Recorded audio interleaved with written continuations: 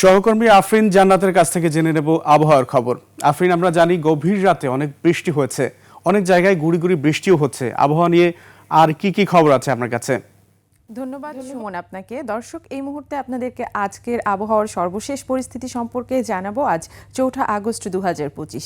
আগামী 24 ঘন্টায় রাজশাহী, রংপুর, ময়মনসিংহ, সিলেট ও ঢাকা বিভাগের অধিকাংশ জায়গায় এবং চট্টগ্রাম, বরিশাল ও খুলনা বিভাগের অনেক জায়গায় অস্থায়ী দমকা হাওয়া সহ বৃষ্টিপাত এবং বজ্রসহ বৃষ্টিপাত হতে পারে। অ্যাকনন সোপ, দেশের নম্বর 1 হালাল অ্যান্টিব্যাকটেরিয়াল সোপ, ন্যাচারাল ব্যাকটেরিয়ালাইসিসের সুরক্ষায় ফ্রেশ ও অ্যাক্টিভ সবসময়। সেই সাথে রাজশাহী, রংপুর, ময়মনসিংহ ও সিলেট বিভাগের বেশ কিছু জায়গায় মাঝারি থেকে ভারী এবং অতি ভারী বর্ষণের সম্ভাবনা রয়েছে। আজ দিন এবং রাতের তাপমাত্রা প্রায় অপরিবর্তিত থাকতে পারে। বঙ্গোপসাগরে যেই নিম্নচাপটি সৃষ্টি হয়েছিল, সেই নিম্নচাপের প্রভাব সারা দেশে পড়েছে, যার ফলে মৌসুমি বায়ুর প্রভাব সক্রিয় রয়েছে এবং মৌসুমি বায়ুর প্রভাবে এই মুহূর্তে সারা দেশে বৃষ্টিপাত হচ্ছে। আর এই বৃষ্টিপাত আরও বেশ কিছুদিন অব্যাহত থাকতে পারে বলে জানিয়েছে আবহাওয়া অধিদপ্তর। আমরা যদি এই মুহূর্তে রাজধানীর সার্বিক পরিস্থিতির দিকে লক্ষ্য করি তাহলে দেখতে পাচ্ছি রাজধানীতে তাপমাত্রা রয়েছে 28 ডিগ্রি সেলসিয়াস।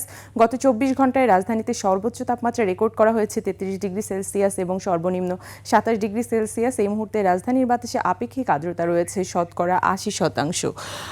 আমরা যদি এখন বাংলাদেশের অন্যান্য বিভাগগুলোর দিকে লক্ষ্য করি তাহলে রাজশাহী বিভাগে তাপমাত্রা দেখতে পাচ্ছি 27 ডিগ্রি সেলসিয়াস, রংপুরে 27 ডিগ্রি সেলসিয়াস, ময়মনসিংহে 26 ডিগ্রি সেলসিয়াস, সিলেটে 26 ডিগ্রি সেলসিয়াস, ঢাকায় 28 ডিগ্রি সেলসিয়াস, চট্টগ্রামে 29 ডিগ্রি সেলসিয়াস, বরিশালে 30 ডিগ্রি সেলসিয়াস এবং খুলনায় 29 ডিগ্রি সেলসিয়াস।